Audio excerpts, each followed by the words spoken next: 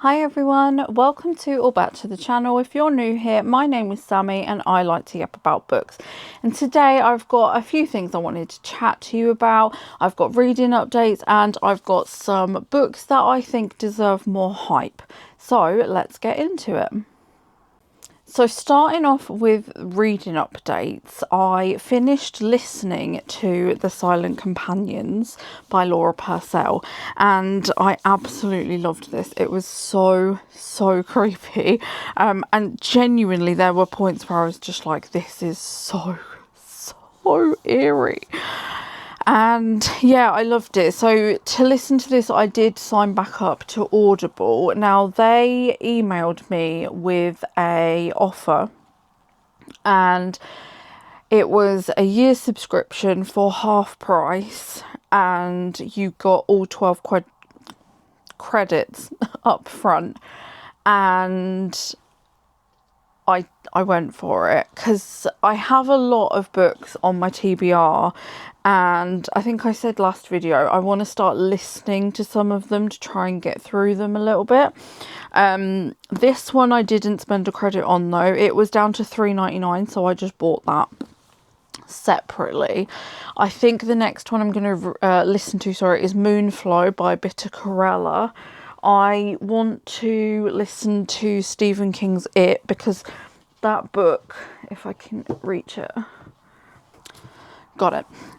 This book is, I think it's like over,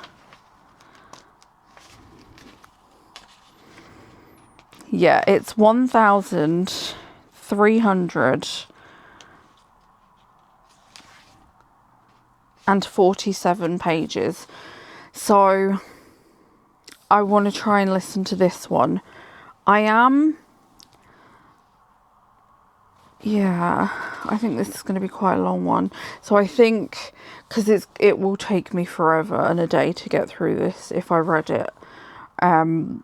So yeah, listening to it. And what I might do is listen and read. So listen while I'm at work or doing housework. Read when I come home or when I've got a bit of time to physically read. I also want to listen to, it's all the way up there, Go Tell the Bees I'm Gone by Gabaldon. That is in the Outlander series.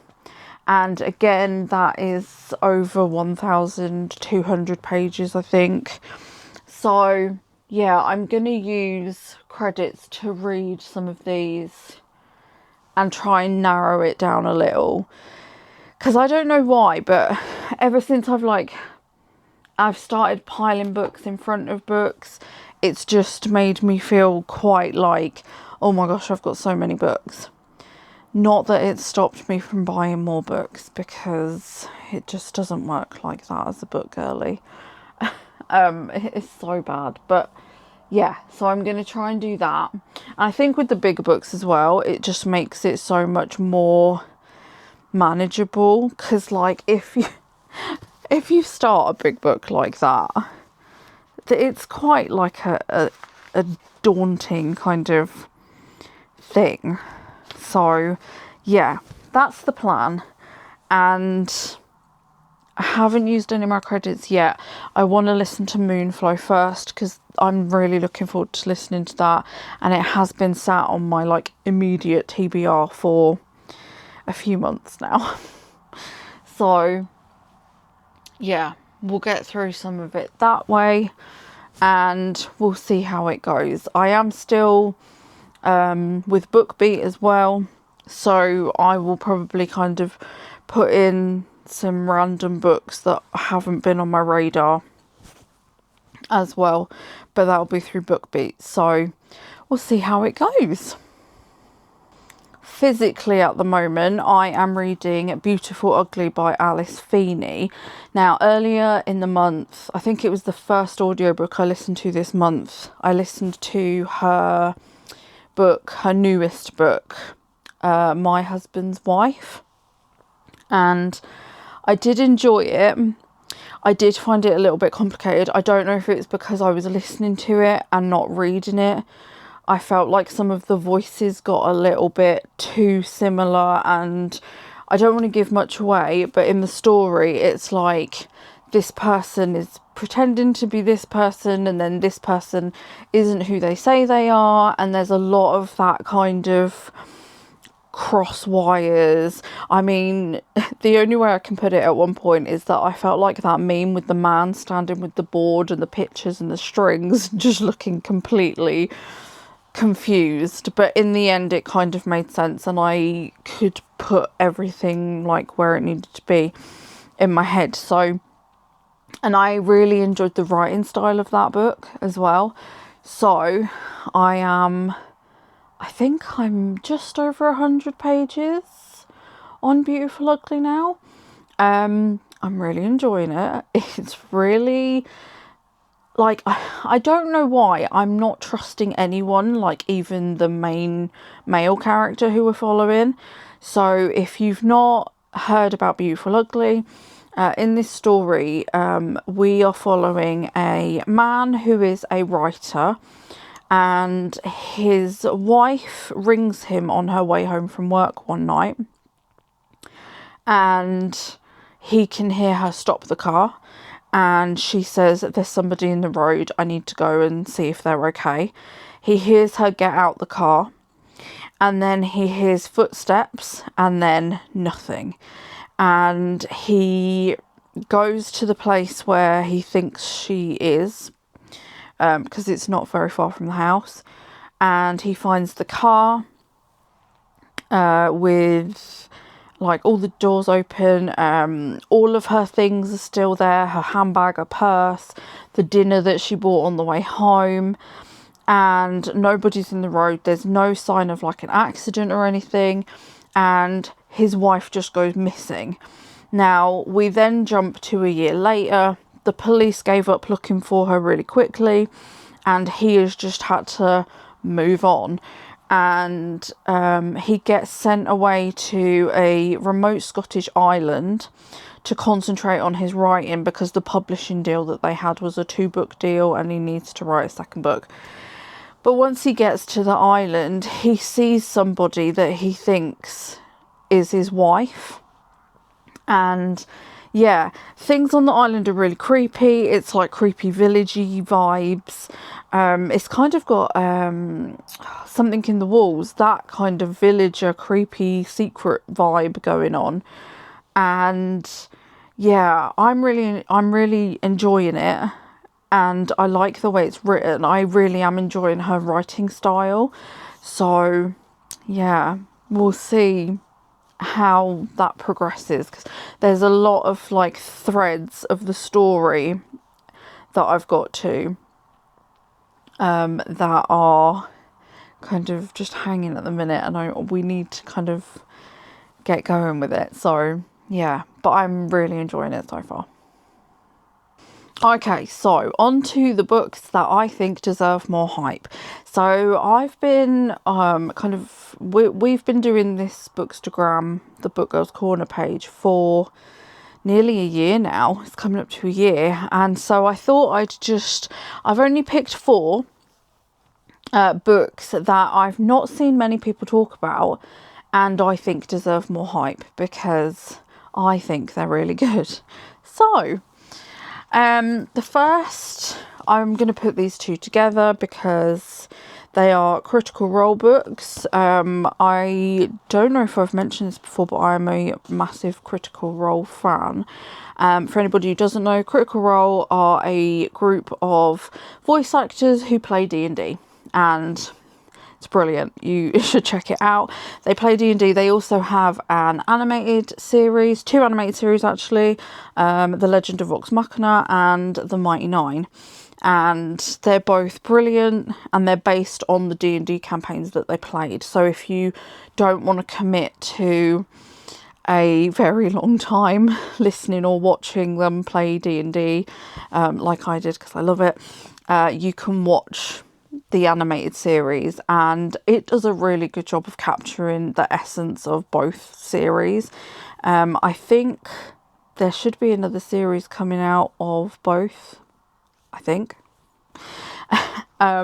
So yeah, these two books are based on some of the characters from series 1, or campaign 1 I should say, and campaign 2. So this one is Vox Machina, Kith and Kin. This one follows Vex and Vax, who are twins, and this one follows Lucien, who is from the Mighty Nine. Oh my gosh, my brain. And yeah, I really love these books because they capture the essence of the Critical Role campaigns. They capture the characters really well. I would actually quite like to see how they are in audiobook, but we're not going to get ahead of ourselves because I've got so much to read and listen to catch up with all this. But yeah, I feel like if you like D&D, or if you like fantasy, or if you like fantasy that's not too in depth, I'm gonna say, like, you don't need the background of any of the campaigns to listen to these. You don't really even need a D&D background, because they're just so accessible and easy to read, and they are both quite short. So yeah, I would thoroughly recommend these, and these are books that I've not really seen anybody talk about. They do have more books. There is one about Laudner, who is a character from the 3rd campaign, from Bell's Hells, which is the group name of the characters, and I really want to get that one as well, but again, we're pacing ourselves. But yeah, I feel like these are really accessible, and again, if you're like not into D&D but you love fantasy, I feel like these are perfect, because you know, there's not really many D&D mentions. There's nothing that's gonna like trip you up, or be if you don't play D&D, you're not going to be like, oh, I don't get what that means or what that is. So yeah, I love them, and I definitely think they deserve more hype, so go check them out. The next book I want to talk about, or series rather, is the Queen of the Tearling series. Now, I mentioned this in, I think it was my last vlog. This series is by Erika Johansen, and I think this isn't mentioned very often because it's quite old now. I read it years and years ago. Yeah, 2014 this was published, so it's like over 10 years now. But I feel like this needs like a revival a little bit, because it is really good. The only thing I will say is that I'm not keen on the last one. I feel like it really did a disservice to the whole series and just went off on a complete tangent that I wasn't expecting. In this series, we follow Kelsey, who has been hidden away and lives with some adoptive parents in the woods. And one day she basically finds out that she's actually the princess and heir to a kingdom. And so a group of knights come to escort her back to the palace, and basically she has to fight for her throne. If I remember rightly, her uncle is a real nasty piece of work in this. I absolutely loved the writing style in this, and this was like peak fantasy time when I read this, and I absolutely loved it. I mean, it says addictive, easy to get sucked into as Westeros or Hogwarts or Panem. I would say definitely Game of Thrones, and it's quite cutthroat, and it's a real coming of age story as well. I think that's why I loved it back then as well. It says this is what all fantasy novels should be like, and yeah, it is really good, and it's got that real like Game of Thrones feel, where it's like houses and there's a lot of political intrigue and stuff like that, and there's a twist to it that I don't want to give away if anybody does read it. But yeah, like I said, it's just the third one for me that the story doesn't go the way I thought it was going to go, and takes a real... I mean, I guess it's a kind of Hunger Games turn, but it's hard to explain without ruining it. But yeah, it doesn't get like, I don't think I've seen anybody talk about this book either. I mean, I know I haven't done any posts about it on Instagram. I know I haven't posted about the Critical Role books either on Instagram, but I think they deserve more love. Maybe I'll start posting about them on Instagram, because they are really good books, and yeah, they deserve more love. The last series I'm going to mention, I'm only going to hold up one of them because I've got quite a few, is The Legend of the Ice People by Margit Sandemo. I'm so sorry if I said that wrong. Now, this book I read many, many years ago. I got it from the library, and I am going to be completely honest, I don't think this is spoken about enough because it's so hard to get hold of. So these books need to be translated from Swedish, and I don't think all of them have been translated, because there are quite a few of these in the series, but they're so hard to get hold of, and especially in English. Now, I love these. These are like a even more fantasy filled version of Outlander, I would say. There's no time travel in it, but it's very historical, there is an element of like fantasy, a lot of like witchcraft, but it's all kind of like folklore.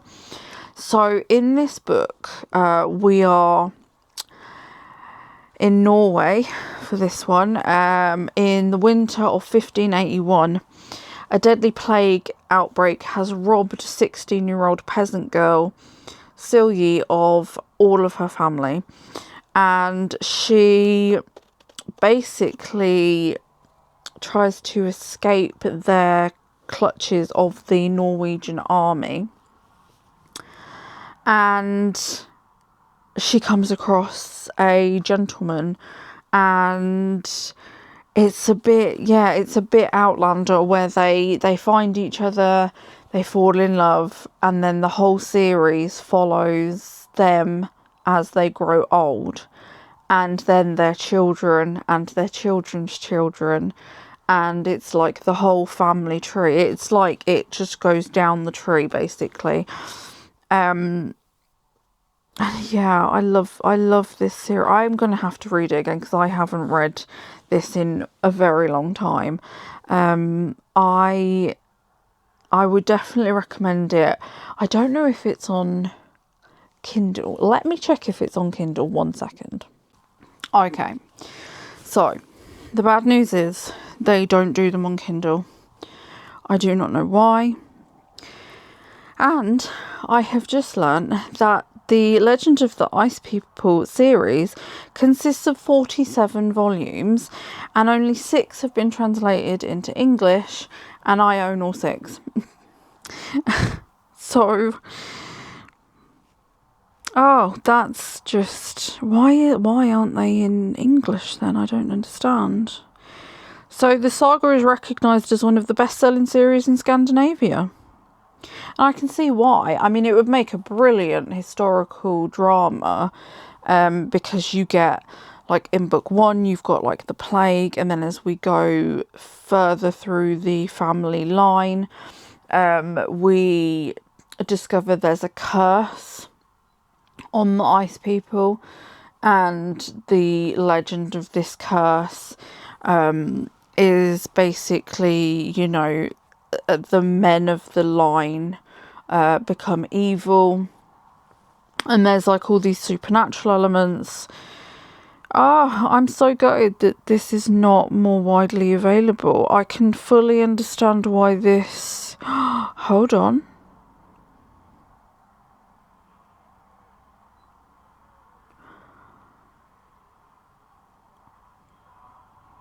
Oh. So they are available on Audible, but not in English. That's... Oh, people. That's... I'm gutted about that, because it's such a good... It's definitely got out... It's Outlander vibes. There's no other kind of historical book that I can really relate this to. Let me just double check that it's definitely not available. Yeah, it's not. I have seen copies of this on Vinted and eBay. So, if you are interested, you may get a copy on there. I first read these from the library, and then I decided to buy copies of them. I did just check on Amazon, and they are quite expensive to buy on Amazon, but Vinted, some people may have copies, so if you're interested, go and read it. It is definitely worth it. I think you could read these. I mean, you could definitely read the first one on its own, because it does have like an end, and then the next one picks up, and we've gone a few years later, so you could just read this one. But yeah, it's such a good series, so underrated as well. Okay, now I know I said I only had 4 books to talk about, but I do just want to mention this one. Now, this book is never mentioned in horror book reviews, and I feel like it should be. So when I read The Haunting of Hill House, I was quite disappointed. I didn't expect it to be exactly like the TV programme, but I expected it to be a bit more scary. And for me, it just wasn't. It was more mental, like, confusion for the characters. And they were going through... I don't know, it was almost like they were going through it in their head, and it wasn't really proper ghosts and hauntings and stuff. This book is exactly what I expected The Haunted of Hill House to be. So this book is the same premise as the Haunted of Hill House. A group of people go to the house to basically confirm if it's haunted and what they can do about it. And things kick off really quickly in this one, and the ghosts are how do I put it? Saucy. That's how I'll put it. I don't know how else to put it. There are some scenes that are a bit spicy, and there are scenes that creeped me out. There are scenes that you just feel the craziness, because there are certain characters who are really affected by the house, and they just go insane, and you can just sense it. You just pick up on it, and it is exactly what I wanted The Haunting of Hill House to be. And I don't understand why this does not get talked about more when talking about haunted house or horror books, because I feel like this one, I know The Haunting of Hill House is a classic. I do understand that, and it is good in its own right, but this one is so much better horror-wise and ghost-wise and plot-wise for me as well. There's more to it. So yeah, I just wanted to mention this one because again, I just never feel like anybody talks about it. So yeah, this is a really good one, and I really wish more people would read it. Okay, so I'm going to wrap things up for today there. I know it's a bit of a shorter one, but I'm hoping to bring you a longer one next time, as I'm hoping to go to King's Lynn on Sunday with my sister.